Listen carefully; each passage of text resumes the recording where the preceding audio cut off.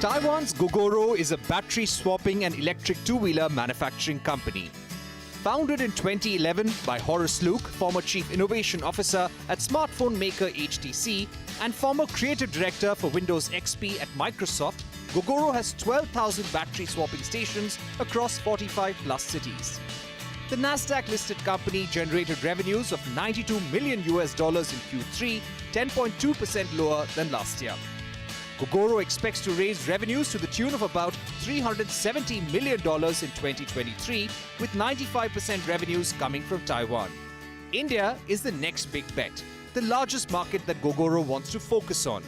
After forging strategic partnerships with Hero MotoCorp and EV startups like Zip Electric and Future EV, Gogoro has started manufacturing operations in Maharashtra and has now launched its first electric scooter and battery swapping stations in India. We caught up with the company's founder and CEO Horace Luke to know more about Gogoro's India strategy. You started pilot operations in November last year. First, tell us about the electric scooter that is being launched. Yeah, India is a very, important market for Gogoro, right? As we develop the technology, as you mentioned, we came from Taiwan, where we now have about 1.3 million batteries and about 600,000 subscribers actively using the system. We learn a lot. And as we launched a pilot in India also last November, we also learned a lot. We adjusted technology, we fine-tuned our product, and we're ready to go live. And we're very excited about that. Now, as we think about India and India's goal to achieve the 80% of two-wheelers being electric by 2030, that's a very ambitious goal. Also on top of that, with cities like Goa, instantly requiring us to have, electric to do logistics. There has never been a time where we need electric solutions more than now. That's why we're here. And over the last couple of years, we built a very strong team in India. That includes product engineers, include quality engineers, and a very robust supply chain, where a lot of us are actually from India, a lot of suppliers from India. And so this is a big moment for Gogoro to be able to then actually bring our solution to now an open market to let everybody experience it and use it.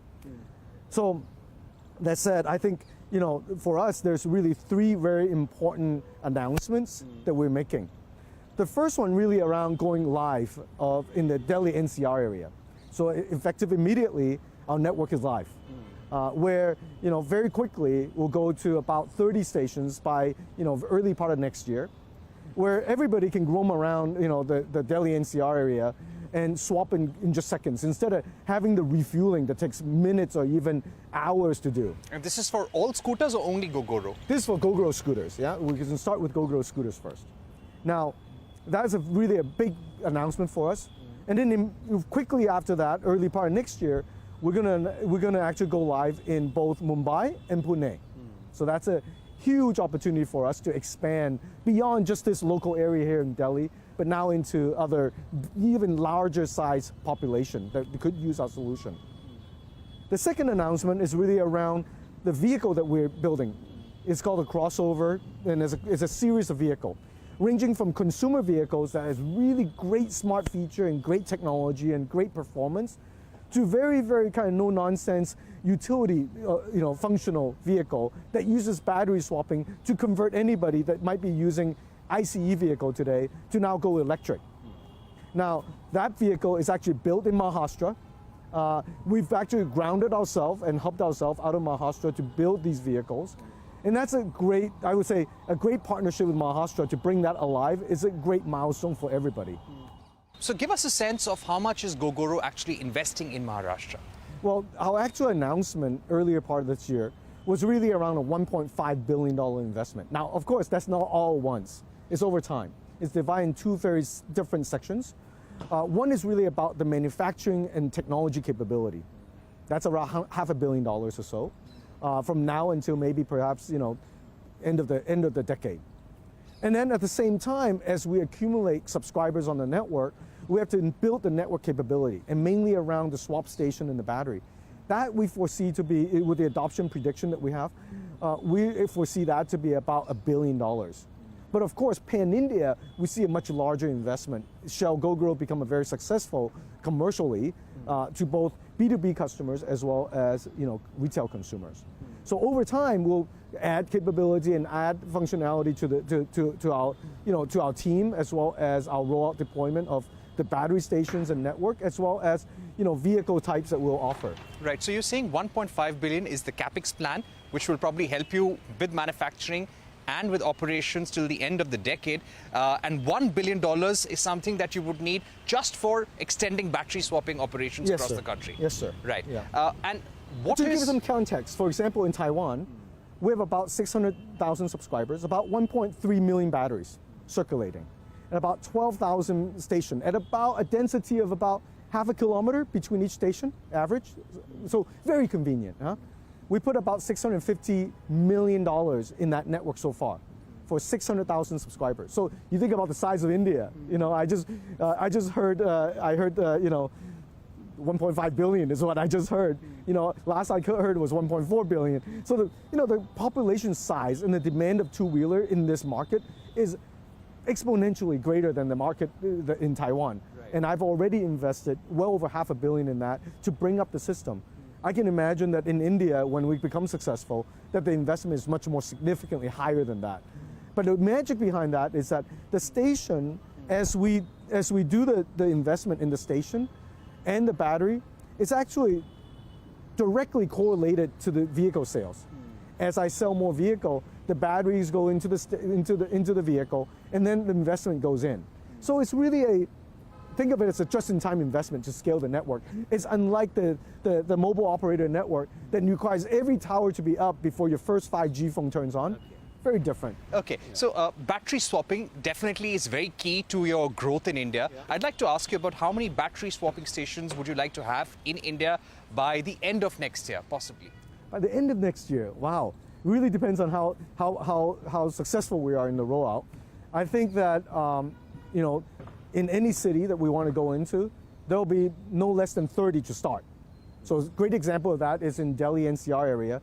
By Q1, we will have more than 30 stations here in this area. We're going to start with B2B first, because B2B really helps us build the base load from a network perspective. Yeah, they're not like consumers. Consumers, go at the free wheel wherever they want to go. B2B customers and partners that we have are very predictable. They have a zone they operate in, and that helps us build out the network in a predictable way. So along that thesis, we'll have probably 30 in Goa, for tourism and mobility service, and Pune and Mumbai also at minimum 30 each in each city. But as the population of vehicle grows, we'll continue to add more, and so that's by the end of next year, who will know? I think it's really about how many vehicles is being adopted. But give us a target of how many swapping you guys stations always you love have. targets, and I think hopefully we're well into the hundreds in any of the cities that we really have a sizable operation in. But we're also announcing today, we're announcing the going live of the Delhi NCR area with the battery swapping. We're announcing a series of vehicles, starting with the GX250, which is the first vehicle actually to be qualified by Zigbee, a foreign OEM to be qualified in basically a domestically built vehicle by a foreign OEM with battery swapping that's qualified for favorable rates for lending, so the operators can actually buy more of the fleet.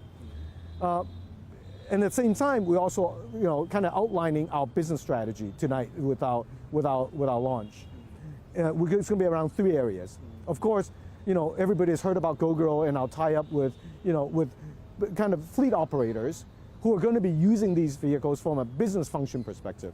So that's going well, and planning is really well on the way. But we also are adding 2 other business lines. One of the business lines is in Taiwan, we have a service called GoShare. We have about 7,000 vehicles servicing about 1.2 million subscribers. Think of it as using your phone and ad hoc, kind of checking out the vehicle by the minute for as long as you want to ride. Well, the difference here is that we use battery swapping to power the vehicle. So the consumer no longer has range anxiety. They don't need to worry about, okay, when I ride this vehicle, I no longer have enough electricity, so I need to find another vehicle to hop on. No, they just go and swap it.